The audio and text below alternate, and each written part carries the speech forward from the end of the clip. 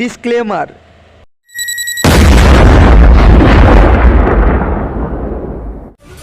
বাড়িতে পড়ে গিয়ে কপালে গুরুতর আঘাত মুখ্যমন্ত্রী।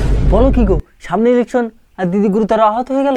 বলছে এখন দিদি শারীরিক অবস্থা কেমন? এখন শারীরিক অবস্থা স্থিতিশীল। বলছি শরীরে কোথাও সেলাই টেলাই পড়েনি তো? কপালে ও নাকে পড়েছে সেলাই। বলো কি গো, কপালে নাকে দু জায়গায় সেলাই? দেখে শুনে চলতে পারে না, বয়স হয়ে গেছে। বলছি দিদি এখন কোথায় আছে? এখন বাড়িতে মমতা। শারীরিক পরীক্ষা করানো হয়ে গেছে?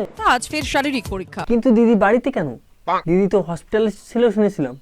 সেদিন রাতেই বাড়ি ফিরে যান তিনি। ও সেদিন রাতেই বাড়ি চলে এসেছে। বলছি দিদির চিকিৎসা এখন কোথায় হচ্ছে? এরপর থেকে বাড়িতেই চলছে চিকিৎসা। কিন্তু দিদি নিজের বাড়িতে পড়ে গেল কি করে?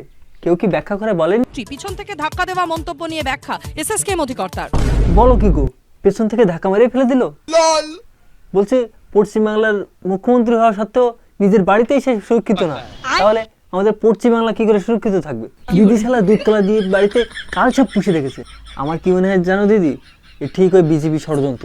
যে যাই বলুক না কেন, এটা বিজেপিরই ষড়যন্ত্র, সব ওই নরেন্দ্র মোদীর চাল। কপালে ও নাকে পড়েছে সেলাই। বলছে দিদির সেলাই করার আগের কোনো ফটো থাকলে দেখাও না। ইস রে, দিদি কি অবস্থাই না করেছে।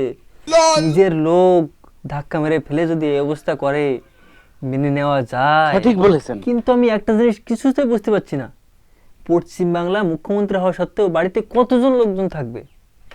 রক্ত মাখার জন্য কি কেউ ছিল না? সবাই কি ফটো তুলতে ব্যস্ত ছিল?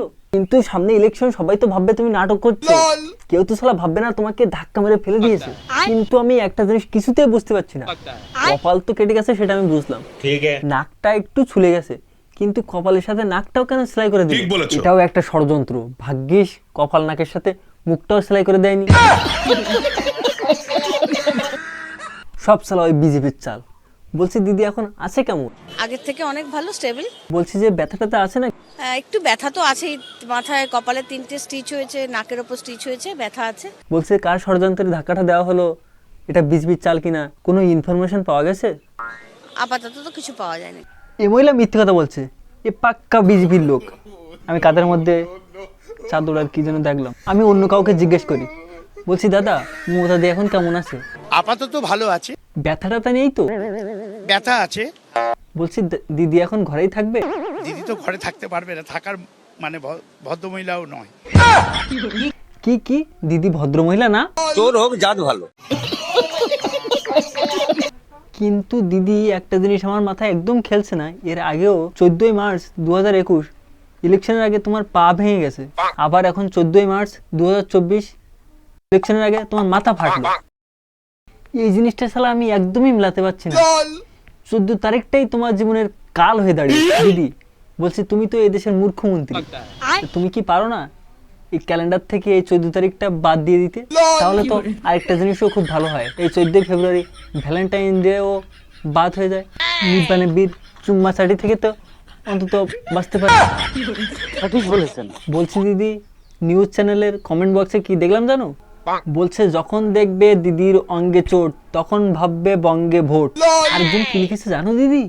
লিখেছে যখন দেখবে দিদির চোট তখন ভাববে দুয়ারে ভোট।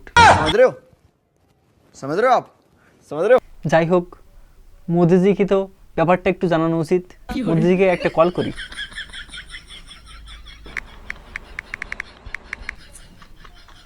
হ্যালো মোদিজি, নমস্তে। আমি স্বপন সরকার বলছি।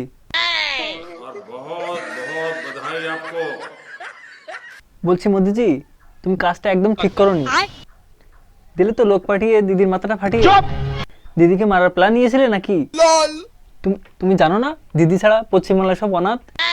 দিদি ছাড়া তো অনাথ হয়ে যাবো আমরা। এটা তোমারই প্ল্যান, সেটা আমরা সবাই বুঝে গেছি। কি আর হবে দিদি মোদিজি, সামনে তো ইলেকশন, ইলেকশনের আগে দিদির যা হয় সেটাই হয়েছে। দিদি চাচ্ছে আসল পরিবর্তন আছে। Bye bye, tata, good bye, Gaya. তো এই বন্ধুরা ভিডিওটা এই পর্যন্তই। ভিডিওটি সম্পূর্ণ এডিটিং এর মাধ্যমে তোমাদেরকে বিনোদন দেওয়ার জন্য বানানো হয়েছে। প্লিজ কেউ সিরিয়াস নেবেন না। ভিডিওটি যদি সবার ভালো লেগে থাকে লাইক কমেন্ট শেয়ার করে দিও।